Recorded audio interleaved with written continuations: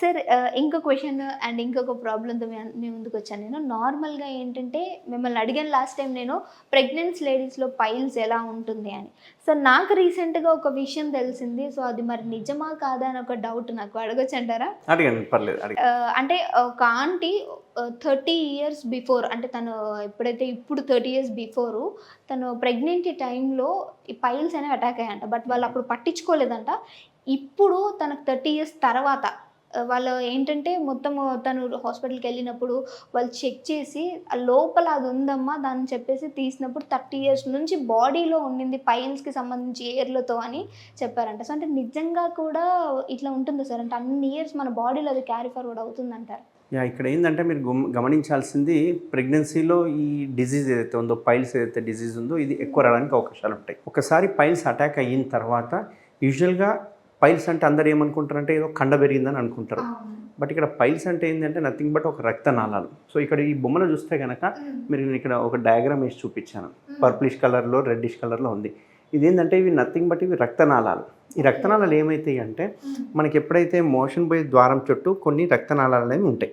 Veins అంటాం కదా, ఇవి మనకు మోషన్ పోయేటప్పుడు ఒక కుషన్ లాగా ఉపయోగపడుతుంది. సో ఇట్లా చిన్న చిన్న ముద్దలుగా ఉంటాయి ఇవన్నీ. సో ఇవి కుషన్ అంటే మోషన్ ఫ్రీగా పాస్ అవ్వడానికి ఉపయోగపడతాయి. మనం ఎప్పుడైతే మోషన్ హార్డ్గా పోయినప్పుడు ఈ గోడలని బాగా ప్రెషర్ పెట్టినప్పుడు ఆ కుషన్స్ ఏవైతే ఉన్నాయో అందులో రక్తనాళాలు మెల్లగా సాగి కిందికి బయటకు వస్తుంటాయి. ఇప్పుడు ఇవి చూసారా, ఇవి ఎక్కడో లోపల స్టార్ట్ అయినాయి బయటికి వచ్చేసేసినాయి. ఇది చూసారా, ఎక్కడో లోపల స్టార్ట్ అయింది ఈడి వరకు వచ్చేసింది. ఇట్లా ఈ మొత్తం బయటికి వచ్చేసినాయి. దీన్నే ప్రొలాప్స్డ్ హెమరాయిడ్స్ అంటారు వీటిని. ఈ ప్రొలాప్స్డ్ హెమరాయిడ్స్ అంటే ఏంటి అంటే వేర్లు లోపల ఉంటాయి గుత్తుల్లాగా, మొత్తం కంటెంట్ అంతా బయట ఉంటుంది. వీళ్ళకి ఇంకొక ఫన్నీ విషయం ఏంటి అంటే ఇట్లాంటి పేషెంట్స్ని మీరు జాగ్రత్తగా గమనిస్తే వాళ్ళని క్వశ్చనీర్ చేస్తూ ఉంటే మీరు మోషన్ ఎలా పోతారని అడిగామనుకోండి, వాళ్ళు చాలా టిపికల్గా వెళ్తుంటారు మోషన్. వాళ్ళకి కండ ఏదైతే ఉందో అంటే ఈ పైల్స్ కండ లాంటిది ఏదైతే ఉందో అది మొత్తం బయట ఉంటుంది. సో వాళ్ళకి మోషన్ పోవడానికి రాదు, ఎందుకంటే అది అడ్డం పడుతుంటుంది. దాన్ని వాళ్ళు లోపలికి తోసేసిన తర్వాతనే మోషన్ బయటికి వస్తుంటుంది. సో ఆ సిమ్టమ్ పర్టికులర్గా మనం అడిగితే చెప్తారు. అడిగితే చెప్తారు. వేలు పెట్టుకొని ఏమన్నా లోపలికి తోసుకుంటారా, వేలు పెట్టుకొని తోసుకున్నాకనే మోషన్ బయటికి వస్తుందా అని అడిగినాం అనుకోండి, వాళ్ళు 100% కరెక్ట్గా సమాధానం ఇస్తారు. అట్లాంటి పేషెంట్కి ఏంటంటే థ్రాంబోజ్డ్ ప్రొలాప్స్డ్ హెమరాయిడ్స్ అంటాం. సో లోపల ఇక్కడ రక్తం ఉండి అది గడ్డ కట్టేసి దాని తాలూకు అంతా బయట వచ్చి అడ్డం పడుతుంటుంది.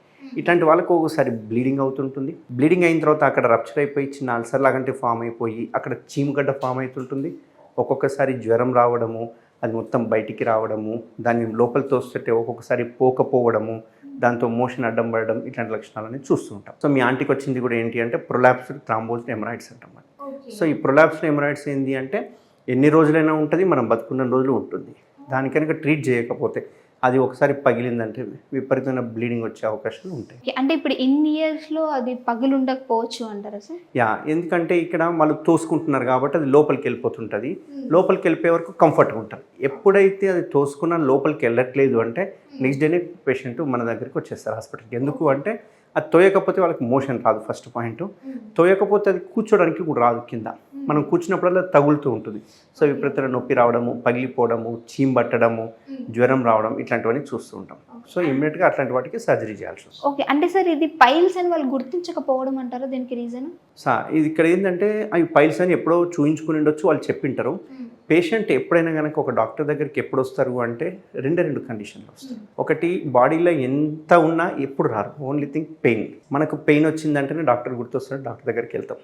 అంటే లైక్ కష్టాలు వచ్చినప్పుడే దేవుడు గుర్తొస్తున్నట్టు వాళ్ళు పెయిన్ వచ్చినప్పుడే వాళ్ళు మన దగ్గరికి వస్తారు. పెయిన్ రాకుండా బాడీలో ఏమన్నా జరగని వాళ్ళు రారు. ఒకవేళ కిడ్నీలో స్టోన్స్ ఉన్నాయి తెలుసు మనకి, తెలిసినా రారు. పెయిన్ రాగానే ఊరికొచ్చేస్తారు. రెండవది బ్లడ్. బాడీలో ఏ పార్ట్ నుంచి అయినా కనుక బ్లడ్ వస్తుంది అంటే నెక్స్ట్ డేనే మన హాస్పిటల్లో ఉంటారు. సో పెయిన్ ఒకటి, బ్లడ్ ఒకటి, ఈ రెండు సిమ్టమ్స్ పేషెంట్ని మన దగ్గరికి తీసుకొస్తాయి. సో మీ ఆంటీకి కూడా పెయిన్ రాకపోయి ఉండొచ్చు, బ్లడ్ లేకపోయి ఉండొచ్చు, కాబట్టి ఇన్ని రోజులు కంఫర్ట్ ఉంది కాబట్టి వచ్చి లేకుంటుంది. బట్ నిజం చెప్పాలంటే 20-30 ఇయర్స్ బ్యాకే పైల్స్ ఉన్నప్పుడు అప్పుడే ట్రీట్ చేయించుకోవాలి. అప్పుడు ట్రీట్ చేయించుకుంటే సో దీనివల్ల ఏమవుతుందంటే అది కిందికి వచ్చి సాగిపోయి ఆయనకి టైట్ అయిపోవడము, యాబ్సెస్లు ఫామ్ కావడం, దాని తర్వాత ఫిస్టులాలు ఫామ్ కావడం, ఇవన్నీ ఒకదానికొకటి లింక్ ఉంటుంది. కాబట్టి ఎప్పుడైనా కానీ పైల్స్ ఉన్నాయని తెలవగానే ట్రీట్మెంట్ ఇప్పించుకోవడం మేలు. ఎందుకంటే మనకు పెయిన్ కానీ బ్లీడింగ్ వచ్చేంత వరకు ఆగడం మంచిది కాదు. ఓకే. అంటే ఇప్పుడు ప్రెగ్నెన్సీ లేడీస్ ఆల్రెడీ ఎప్పుడైతే బిఫోర్ ప్రెగ్నెన్సీ ఉన్నారో వాళ్ళందరూ కూడా ఇప్పుడు కొంచెం జాగ్రత్త తీసుకొని ఒకసారి చెక్ చేయించుకోవాలంటారా? 100% ప్రతి ప్రెగ్నెన్సీ లేడీలోనే కాదు, ప్రతి ఇండియన్ సినారీలో చూసుకుంటే కనుక గ్రేడ్ 1 గ్రేడ్ 2 అనేది మన ఫుడ్ హ్యాబిట్స్ వలన వస్తూ ఉంటుంది. బట్ గ్రేడ్ 1 గ్రేడ్ 2కి మనం ఏమి హైరాణ పడి సర్జరీ చేయించుకోవాల్సిన అవసరం లేదు. బట్ సిమ్టమాటిక్గా ఒక 4 సిమ్టమ్స్ చెప్తాను మీ ఛానల్ ద్వారా. ఈ 4 సిమ్టమ్స్ ఎప్పుడు వచ్చినా కానీ ఖచ్చితంగా డాక్టర్ని చూయించుకోవాలి. ఒకటి, బ్లడ్ పడడం. ఎప్పుడైనా అది స్టార్టింగ్లోనే పడని, మోషన్తో పాటు పడని, లేకుంటే మోషన్ అయిపోయిన తర్వాత కమ్మూరుతో చిట్లినట్టుగా పడినా సరే ఇమ్మీడియట్గా చూయించుకోవాలి. రెండవది కాన్స్టిపేషన్, అంటే మలబద్ధకం, హార్డ్ మోషన్ పోతున్నాం, ఏదో వన్స్ ఏ వైల్ ఓకే పర్లేదు, బట్ డైలీ అదే కాన్స్టిపేషన్ స్టార్ట్ అవుతుంది అంటే ఖచ్చితంగా వెళ్ళాలి. ఎందుకు వెళ్ళాలి అంటే కాన్స్టిపేషన్ అనేది క్యాన్సర్లో కూడా ఒక సిమ్టమ్ కాబట్టి. థర్డ్ వన్, ఎప్పుడైనా painful defecation or burning defecation. Okay, నొప్పితో మోషన్ పోయినా కానీ లేకుంటే మంటతో మోషన్ పోయినా కానీ ఖచ్చితంగా ఇమ్మీడియట్గా డాక్టర్ని చూడాలి. ఫోర్త్ మోస్ట్ ఇంపార్టెంట్, వాష్ చేసుకుంటప్పుడు పీలికల్ లాంటివి తగిలినా, పింపుల్స్ లాంటివి తగిలినా, గడ్డలు లాంటివి తగిలినా, మాస్ అంటే ఏదైనా స్వెల్లింగ్స్ లాంటివి తగిలినా ఇమ్మీడియట్గా డాక్టర్ని కన్సల్ట్ చేయాలి. ఈ 4 క్రైటీరియా మర్చిపోకూడదు. ఈ 4 క్రైటీరియాలో ఏ ఒక్కటి ఉన్నా కానీ ఖచ్చితంగా డాక్టర్ని చూయించుకోవాలి. ఒకవేళ సర్జరీని చూయించిన తర్వాత దానికి అప్రోప్రియేట్ సర్జరీ నీడెడా కాదా, ఎందుకంటే ఈ 4 సిమ్టమ్లు ఏ సిమ్టమ్ వచ్చినా సర్జరీ ఎవరికి చెప్పం. ఆ సిమ్టమాటిక్ని బట్టి, గ్రేడ్ని బట్టి సర్జరీ అనేది మనం డిసైడ్ చేస్తాం.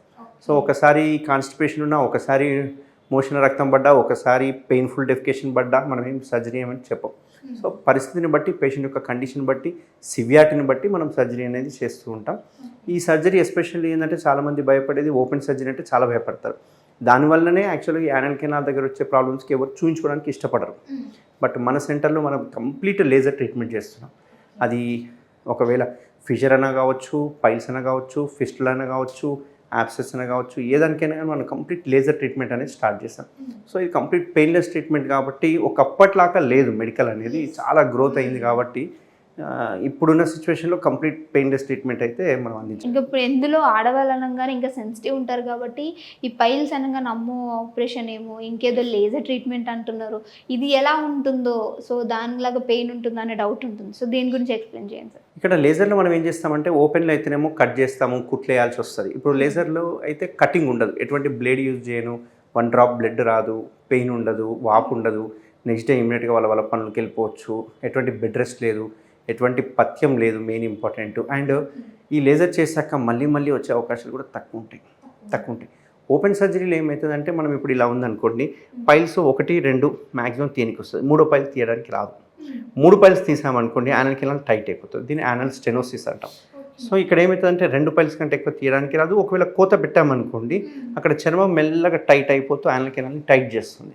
దీనివల్ల ఏమవుతుందంటే వాళ్ళకి ఫర్దర్ మళ్ళీ వచ్చే అవకాశాలు అనేవి ఉంటాయి కాబట్టి. బట్ లేజర్లో మాత్రం ఈ అవకాశాలు చాలా తక్కువ ఉంటాయి. అందులోనూ ఈ లేజర్ కంప్లీట్ పెయిన్లెస్ కాబట్టి ఆడవాళ్ళు 100% ఎటువంటి కాంప్లికేషన్స్ లేకుండా, సైడ్ ఎఫెక్ట్స్ లేకుండా చేయించుకోవాలి. అంటే ఇబ్బంది లేకుండా రావచ్చు సార్ ఆడవాళ్ళు. అంటే బాగా సిగ్గుపడుతూ ఉంటారు, అమ్మో ఈ ప్రాబ్లం చెప్తే ఎలా ఉంటుంది అని చెప్పేసి. సో ఇంట్లో హస్బెండ్ కూడా చెప్పడానికి కూడా సిగ్గుపడేటువంటి విషయం ఇది. సో ఇలాంటి విషయాల్లో కనుక డెఫినెట్గా మీరు ఇబ్బంది పడుతున్నట్లయితే మరి ముఖ్యంగా లేడీస్, ఎందుకంటే బయట రావడానికి ఇబ్బంది పడుతూ ఉంటారు. సో సార్ వాళ్ళ దగ్గర చాలా చక్కటి ట్రీట్మెంట్స్ అనేవి ఉన్నాయి. ఒకవేళ మీకు ఏమైనా ఇబ్బంది అనిపించినా కింద కాంటాక్ట్స్ నెంబర్ స్క్రోల్ అవుతున్నాయి, దాన్ని కాంటాక్ట్ చేసి మీ డీటెయిల్స్ అన్నీ ఇచ్చిన తర్వాత మీరు సార్తో మాట్లాడి కూడా రావచ్చు. Thank you so much for watching. Thank you sir. Thank you.